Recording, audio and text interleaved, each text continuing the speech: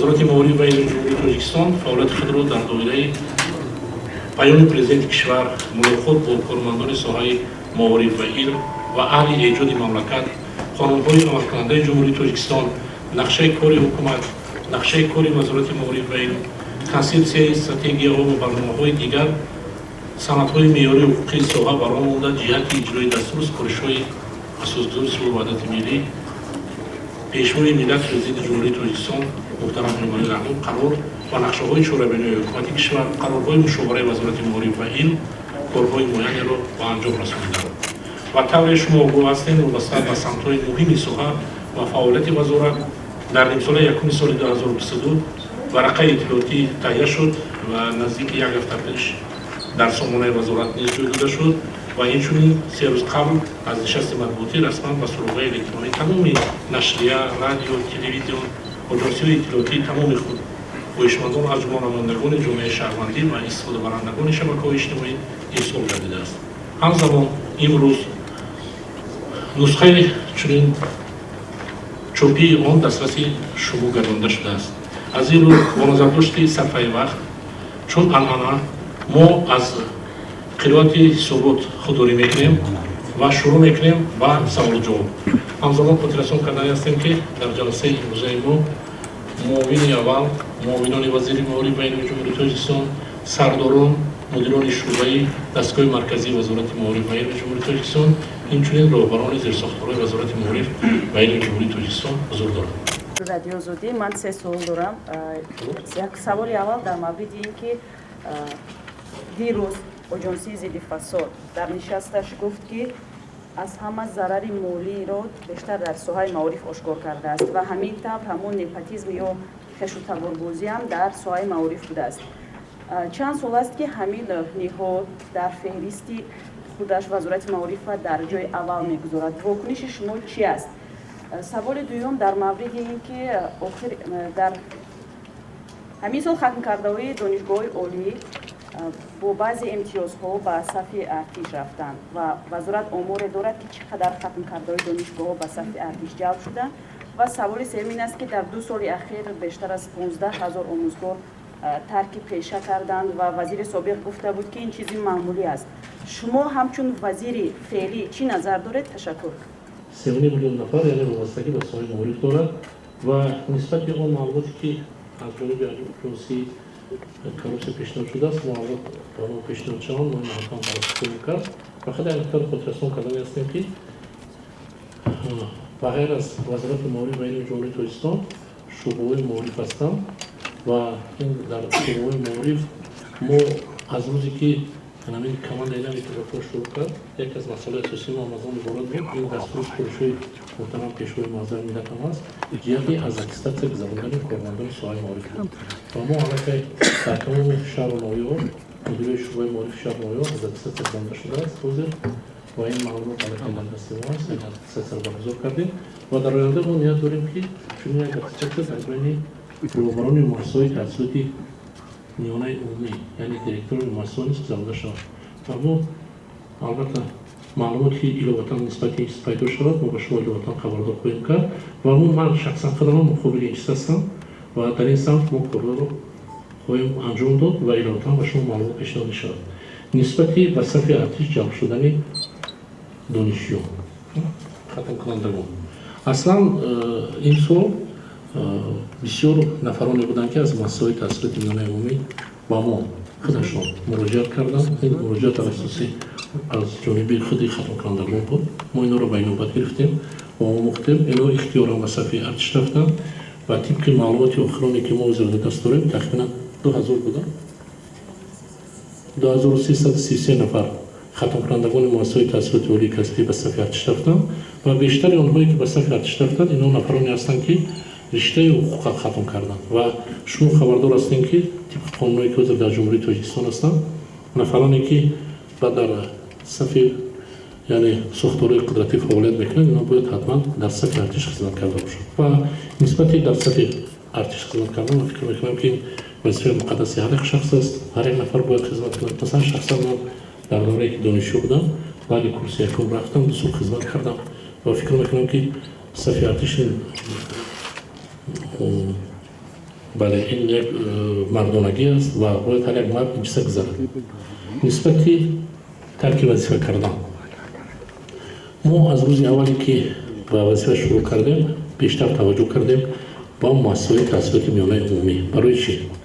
اگر دقت داده باشیم همون سفرهای بیوگویی من شخصا و همچنین کارمندان من اون واخوری‌ای که ما در شهر نویا تشکیل کردیم اون قبول سیاری که من شخصا تشکیل کردم همش با چی وابسته بود؟ به مؤسسه‌های تحصیلات میانه عمومی و در حقیقت ما امروز باید کوشش به خرج دهیم که مفهوم آموزگار که حاضر توجه حکومت جمهوری توسعه نسبت آموزگار بیشتر زیاد است. این همه ما شما درس همش ما احساس کرده استودیم و ما نیز در نسبت همین برای همین به مؤسسه شخصا قدم رفتم و با آموزگاران از نزدیک شناس شدم و مقصد از اون عبارت بود که اون کمبودی ها اون بعضی نافهمی‌هایی که در مؤسسه تحصیلات میانه عمومی است اینا رو ما برطرف کنیم. من شخصا یک مثال برای شما میارم در حضور گرامی وقتی که در یکی از مؤسسه‌های تحصیلات میانه عمومی ناحیه ورزو اشتراک داشتیم اول رفتیم از خود مؤسسه دیدن کردیم و بعدا ما صحبت داشتیم همراه آموزگاران و یک آموزگاری در اونجا حضور داشت سن سالش تقریبا 70 ساله بود است. وقتی که ما با همراه او صحبت کردیم در آخر گفت که من ممکن اگر همراه شما صحبت نمی‌کردم خلاف سخنان شما نمی‌شنیدم ممکن است سایه آموزگاری دور می‌شدم لیکن ما با چنین خلاصه آمدم که در همینجا بسیاری آموزگاری نشستن اینا شاگردان من است. من با باوری میتونم شما وعده میدم که ما در آینده با کارو در سمت یعنی جنوب میکنیم و من ساعت دور نمیروم و روز میگیم که کمودی ها هستن لیکن ما از روز اولی که با کار شروع کردیم تکیه کردیم با کارمندان با تمام نفرانی که در جمهوری توسعه هستند با واسطه مخصوصا واسطه اخبار ما مراجعه کردیم و گفتیم که بیاین در یک جایی اون فکر اقتدایی که هست ما پیشنهاد کنید و من از منبر به همه شما محترم کارمندان وسایل اخبار ما اظهار مینداری بیان میکنم که در مدت 2 ماه شما توانستید با ما فکر اقتدای خودتون رو پیشنهاد کنید. ما در اساس این پیشنهاد نقشه چوربینی وزارت معارف و علم جمهوری توسعه تهیه کردیم. حاضر کوشش به خرج کرده ایستادیم که اون مقام آموزگاری که خود شما گفته ایستادین که امروز توجه حکومت جمهوری توسعه به این بیشتر شده است بازم بالاتر برداریم و در این سمت کارها رو با انجام رسانده ایستادم. تشکر. محترم ناظر محترمه تاجیکستان هر مشاهده میکنیم خودتون گفتید شما چند وقت شد هر ناحیه سفر میکنید قبول سیار نگاه دیده در ادامه سوال هم هستم خود شما بعد از مشاهده هایی کردید سبب اصلی ترک وظیفه کردن آموزگاران در چی میبینید؟ یکم سوال من بعد از آنی که شما چند ماه شد که در این وظیفه کار میکنید و از شهر نواحی دیدن کردید به اندیشه شما 3 مشکل اساسی معارف ما که برطرف کردن قطعی و سری وقتی میخواهد این چی است؟ دیگر سوال من در مسئله اون که فعلا در جمهوری چند تا آموزگار نمیرسد و بیشتر آموزگاران کدام فن نمیرسد و برای این وزارت چیکار میکنن؟ ما همون 3400 نفری که آموزگاری که نمیرسد در اطراف اون کار کرده ایستادن یعنی در کدام ناحیه ها چقدر آموزگار نمیرسد و طبق معلوماتی اخرانی که حضور ما در دست داریم امسال ختم کنندگان رشته آموزگاری در جمهوری تاجیکستان به 14468 نفر میرسد. از این شماره تقریبا 7000 اینا طریق بودجه‌ای تحصیل کردن و نفرانی که طریق بودجه‌ای تحصیل میکنن اینا باید حتما بعد تحصیل از جای کار تامین کرده شوند. همون شتابی دائمی عمل کننده مقصدش از اون عبارت است که همین نفرانی که به طریق بودجه‌ای تحصیل کردن باید به جای کار حاضر شوند. این چنین امسال طبق معلوماتی که ما داریم زیاده از 700 نفر طبق کوت پرزیدنتی هستند یعنی با این هم بر رشته آموزگاری است و با جای کار تامین کردن در وزارت معارف و علم جمهوری توسعه در مدی اول است. ما کوشش کرده ایستادیم که همون آموزگارانی که در مؤسسه تحصیلات میانه عمومی نمیرسد نسبت این چاره‌جویی کنیم. ما نقشه چاره‌بینی هم کردگیم و در این سمت کارو رفته ایستادم و معلوماتی که پرتر شد با ایلاتم شما معلومات پیشنهاد خواهیم کرد.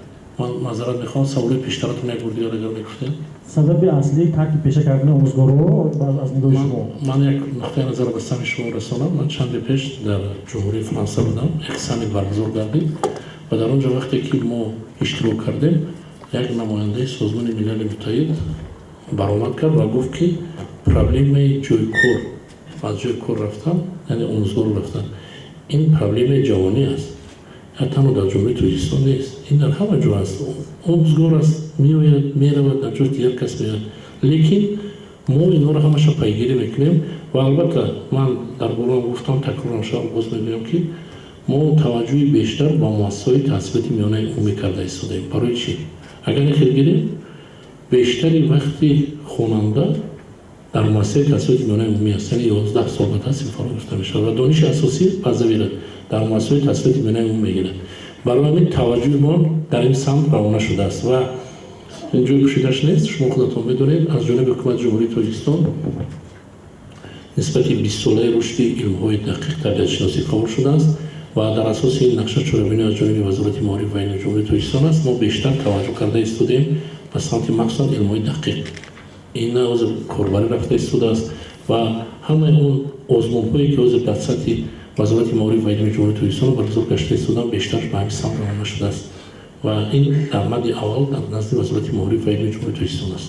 ҷомеаи шаҳрвандии ҷумҳурии Тоҷикистон ва дар бештари ҳолат ин якум масъалае ки ҳозир аст, ин сифати таҳсилот аст ва сифати таҳсилоте ки дар муассисаҳои таҳсилоти миёнаи умумӣ аст, умуман дар ҳама зино қариб ин моро қонеъкунанда нест ва албатта мо бояд дар ин самт корҳои ҷоннока ба анҷом расонем. Сифати таҳсилот аст. баъд як масъалаи дигар аст. дар вақте ки муҳтарам пешвои муаззави миллат чанде пеш дар ноҳияи Хованик як мактаби таҳсилоти миёнаи умумӣ рақами 18 шудам, дар он ҷо як суҳбати хосае доштам бо аврои омӯзгорон ва нуқтаи назар нисбати омӯзиши забонҳои хориҷӣ гуфтам. ман чунин фикр мекунам ки нафароне ки дар ҷумҳурии Тоҷикистон зиндагӣ мекунанд бояд ҳатман забони давлатӣ, яъне забони тоҷикиро ҳатман бояд донанд ва дар қатори ин бояд ду забонро донанд. Якаш ин забони русӣ аст ва дигараш забони хориҷӣ, мумкин англисӣ бошад. Яъне ин проблема ҳам ҳаст ва мо аз ҷониби вазорати маориф ва илми ҷумҳурии Тоҷикистон як тасмим гирифтем. ҳозир ба сохторҳои марбутаи вазорати маориф ва илми ҷумҳурии Тоҷикистон дастур додем, инҳо як лоиҳа бояд барои мо пешниҳод кунанд.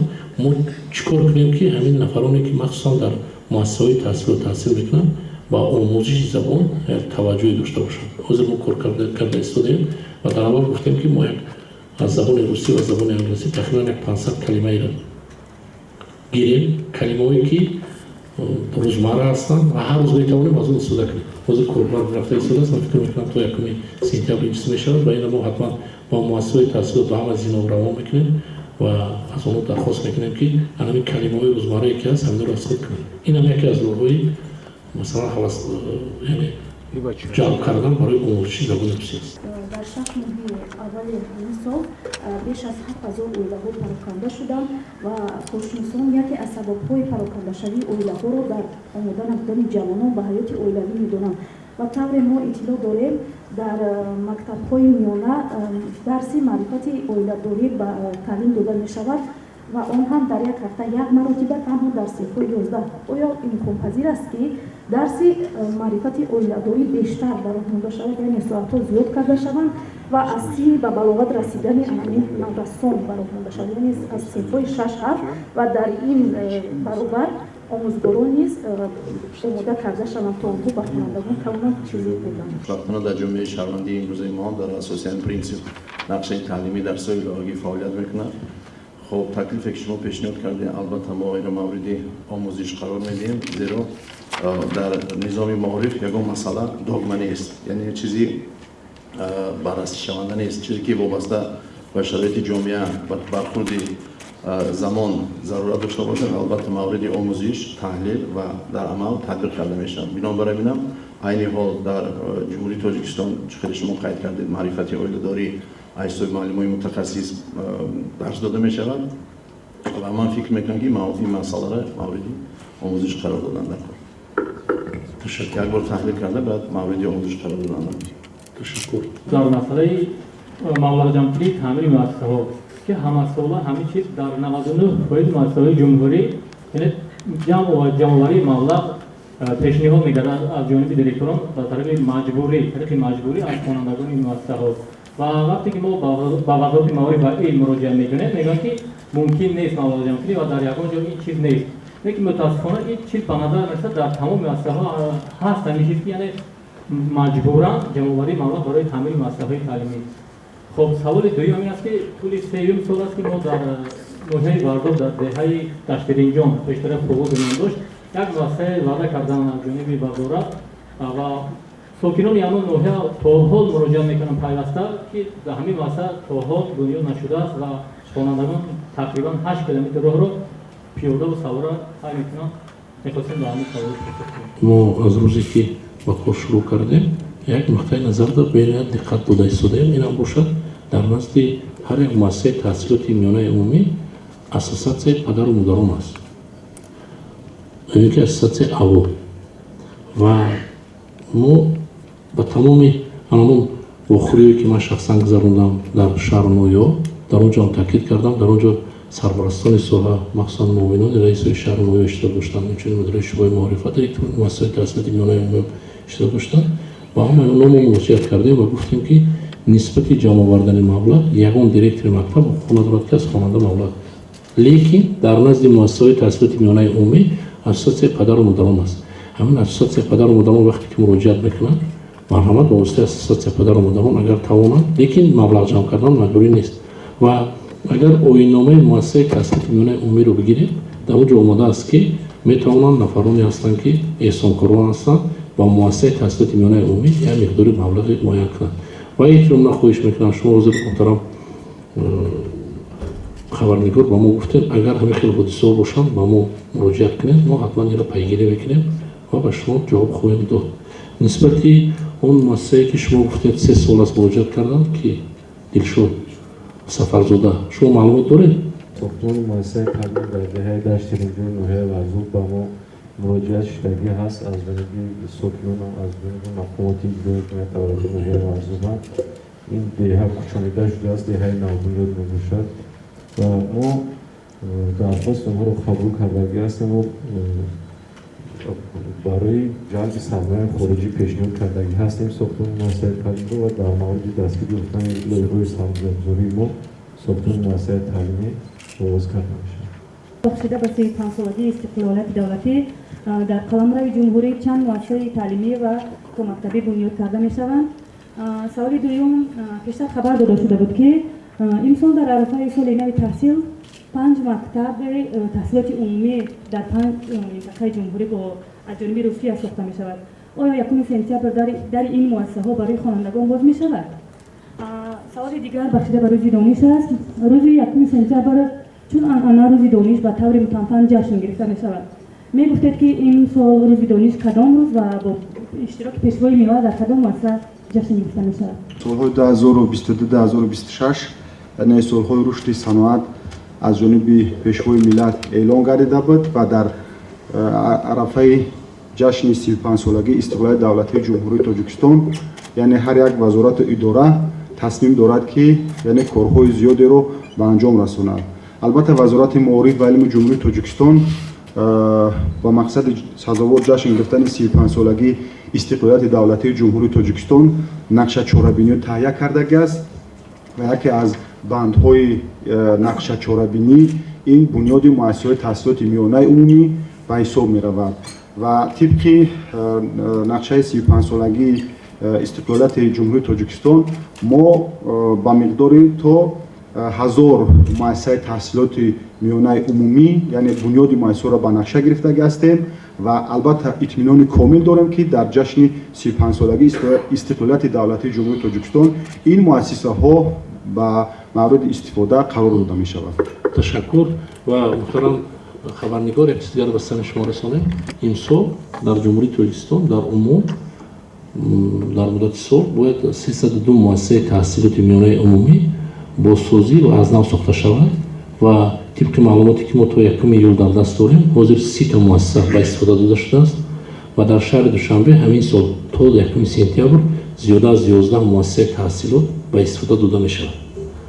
хуб, нисбати мактабҳои русӣ дар асоси созишномае ки байни ҳукумати ҷумҳурии Тоҷикистон ва Федератсияи Россия аст, дар 5 шаҳри ноҳияҳои аслан шаҳрҳои ҷумҳурии Тоҷикистон 5 та муассисаи таҳсилоти миёнаи умумӣ сохта мешавад. ин дар шаҳри Душанбе, шаҳри Бохтар, шаҳри Кӯлоб, шаҳри Турсунзода ва шаҳри Хуҷанд ва ин муассисаҳо пурра аз ҷониби Федератсияи Россия сохта шуда истоданд و تخمین قریب که هر هفته ما شتابای کاری برگزار میکردیم و در آنجا رفته در آن مؤسسه شتاب میگذارونیم و با دیگر مؤسسه در آنلاین هستیم. این مؤسسه طبق آن سوچنامه‌ای که حضور دارم باید تا 1 آگوست تعمیرشان به پرگی انجام بیامد و برای این مؤسسه ها ما دیرکتوران مؤسسه ها انتخاب میکنیم و طبق سازشنامه‌ای که بین وزارت معارف و علم جمهوری تاجیکستان و وزارت معارف فدراسیون روسیه شد از 5 دیرکتوری که تعیین کرده می شود الکی 3 تاشو 4 تاشو الکی انتخاب کردیم و اینها دینا برای گذاشتن کورس تکمیل اختصاص به فدراسیون روسیه فرستاده شدند و از 1 آگوست قبول به این مؤسسه ها آغاز می‌گردد. هرچند نام‌نویس برای صنف 1 الکی هست و از 1 آگوست با صنف‌های از صنف 2 تا صنف 8 حتما می‌شود و در نظر است که با آغاز سال خوانش تحصیل یعنی بر روز 1 سپتامبر این مؤسسه به استفاده داده شود. محترم خبرنگاران عزیز، نسبت روز دانش امسال در شهر دوشنبه برگزار می‌گردد و در نظر است که در دانشگاه دولتی طبی تاجیکستان برگزار گردد و با این وطن معلومات خواهند داد. حاضر آمادگی و رفته ایستاده است. اینا یک بینای نو تعمیر کرده و بینایی دارند که بینای زمانوی است و بنا وقتی که در یک وقت به استفاده داده شده همزمان روز 1 سپتامبر در آنجا برگزار می‌گردد. یعنی روز دانش در آنجا برگزار می‌گردد. می‌تواند که در همین مؤسسه ها تعلیم گیرند و از آنها نیز همین قدر مبلغ طلب کرده میشه، یعنی تا 180 سومانی، یعنی که آنها که معاش اون قدر هم بالا نمیگیرند نصف معاش آنها برای پرداخت همین کودکانشون که در همون مؤسسه ها تعلیم میگیرند همین به اونها میشود. آیا این پذیر است که همین کارمندانی همین بخچه ها یعنی که باغبان ها، مربیه ها، یاردمچیان مربیه ها، حول رو پروپرشون اقلا 50% برای آنها همین پس کرده شود، همین پرداختی مهمه کودکانشون 2016 تحت رقم 150 و امضا رسیده است و در بعضی شهر و ناحیه‌های جمهوری ما طبق همین قرار مذکور مثلا شهر دوشنبه، قرغان‌تپه، نارک، خوجند، استرافشن، کنی بادام، بوستان، ترسونزاده، وحدت، باباجان، غفورov، جبار، استرس، پیتامین و شهرینم خب حق پرداختی برای تربیت فرزندان 2 نشان دهنده برای پیشنهاد شده است حساب‌ها. خب در شهرهای خاروغ، اسفرا، گلستان، پنجی کندروغون، سربند، پولوف، شوغنان، زفرآباد، دیوشتیج، ورزار، رشت، فیض‌آباد، نورآباد و یابان 1.5 نشان داد برای حساب‌ها پیش بینی شده است. معلم جان عزیز، چیزی که در اینجا استاد محترم وزیر معارف و علم جمهوری تاجیکستان اشاره کردن، وزارت معارف موقع استوارش اون است که ما و شما در اینجوری کاری کردیم من فعالیت‌های غیر قانونی جمع‌کنی غیر قانونی یا اینکه دیگر عمل‌هایی که برای ساحه اسناد می‌آورد یا اینکه به فعالیت با مرام ساحه تاثیر منفی می‌رساند ما در یک جایی باید حل و فصل آن را به جا بیاریم و متاسفانه اون است که اکثریت جامعه شهروندی ما وقتی که درباره جمع کردن مبلغ‌های غیر قانونی گپ میزنند ولی در بعضی حالت‌ها وقتی تحلیل می‌کنیم به واسطه اشتراکچی هم پروسس خود آنها هستند. بنابراین ما همکاری خوب داریم با سرداران ریاست شعبه‌های معارف و امروز طبق فرمایش وزیر معارف و علم جمهوری تاجیکستان همه روزه در وزارت معارف ستادهای کاری فعالیت میکنند و ما از شما هم جامعه اعضای جامعه شهروندی دعوت میکنیم که در کاری ما اشتراک دید و اگر این گونه روایه باشن فکتا باشن ما به واسطه در جاهاشون پیگیری میکنیم و این مسئله رو ما و شما یک جای حل فصلش یافته میکنیم. وابسته به دیگر سمت‌های فعالیت مؤسسه تعلیمی باشد، اگر سهم والدین باشد، اگر اونجا تشبس‌های احسانکاری باشد، اگر در اونجا طبق فعالیت ماده 258 قانون جمهوری تاجیکستان درباره معارف باشد یا که جاری کردن یگان نظام تعلیم و تربیت این مسئله است که به واسطه خود شورای اول یا کمیته پدر و مادران خبردار هستند، سهمگزار هستند. بنابراین هم فعالیت این منبع ما من باور دارم که در یک جایی با ما و شما چون که مقصد ما و شما البته یک است آبادی وطن کار کردن در کاری در دایره یکدیگر فهمی و کارمندانی سوهای معارف پیش بینی شده است. یعنی تا امروز علاوه طبق قانونگذاری جمهوری تاجیکستان امتیازها دادگی نیست яъне қонун барои ҳама як аст. То имрӯз мураббӣ ва ёварони мураббӣ ҳам тибқи ҳамун меъёри муайяншуда пардохт мекунад ва дар ҳамин тартибе ки барои имтиёзҳо пешбинӣ шудааст, яке аз имтиёзҳо маҳз ба ҳамин мураббӣ ва ёварони мураббӣ ба ҳамин масъала ҳаст ва вобаста ба ин мо корбарӣ карда истодаем. Дар сурати татбиқ шудани ин масъала ба шумо маълумот хоҳем дод. маоши муаллимро якбора бардорем.